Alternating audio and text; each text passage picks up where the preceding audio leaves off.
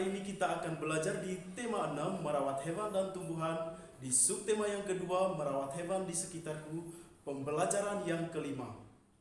Adapun tujuan pembelajaran kita hari ini, yang pertama adalah memahami aturan di perpustakaan. Yang kedua adalah memahami penggunaan huruf kapital pada penulisan nama orang. Nah, sekarang anak-anak Sir perhatikan gambar ini. Di manakah anak-anak itu berada? Apa yang sedang mereka lakukan? Betul anak Sir, mereka berada di perpustakaan. Anak-anak Sir sudah pernah ke perpustakaan? Tentu pernah dong. Sudah tahu belum aturan yang ada di perpustakaan? Oke, sekarang kita akan belajar aturan di perpustakaan. Aturan yang ada di perpustakaan yang pertama adalah tidak boleh ribut saat berada di perpustakaan. Yang kedua, tidak makan dan minum saat berada di perpustakaan. Yang ketiga, berhati-hati ketika mengambil buku dari rak dan ketika mengembalikannya. Dan yang keempat, meminta izin kepada petugas sebelum meminjam buku. Jadi anak-anak Sir, ada 4 aturan di perpustakaan yang wajib kita laksanakan. Oke, sekarang anak-anak Sir perhatikan teks bacaan ini. Hari ini, Lani bertugas bercerita di depan kelas. Lani bercerita tentang hewan peliharaannya. Hampir semua teman Lani memperhatikannya. Namun, Udin dan Beni mengobrol saat Lani bercerita. Siti dan Dayu pun mengingatkan mereka. Memperhatikan teman ketika bercerita di depan kelas adalah tanda kita menghormati orang lain. Nah, anak-anak Sir, terdapat nama siapa sajakah dalam teks bacaan tadi?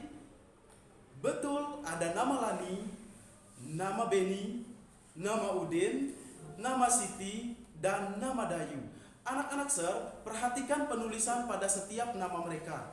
Huruf pertama pada penulisan nama mereka itu menggunakan huruf kapital atau yang sering kita sebut dengan huruf besar.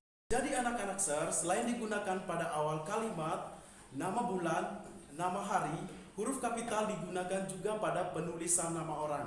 Jadi setiap menulis nama orang, baik letaknya di awal kalimat, di tengah kalimat, atau di akhir kalimat, harus menggunakan huruf kapital atau yang disebut dengan huruf besar pada huruf pertamanya.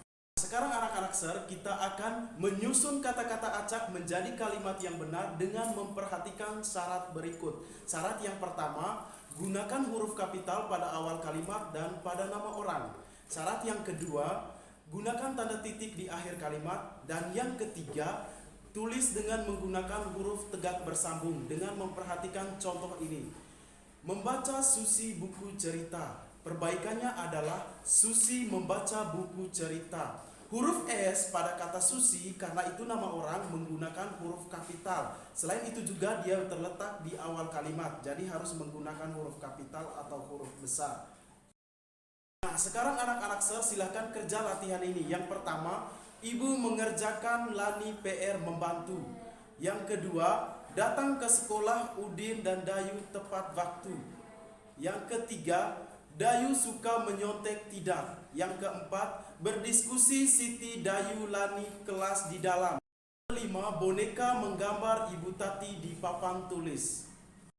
Oke anak Sir, hari ini kita sudah belajar tentang aturan di perpustakaan. Ingat, ada 4 aturan yang ada di perpustakaan yang wajib kita laksanakan. Hari ini juga kita sudah belajar tentang penggunaan huruf kapital pada penulisan nama orang.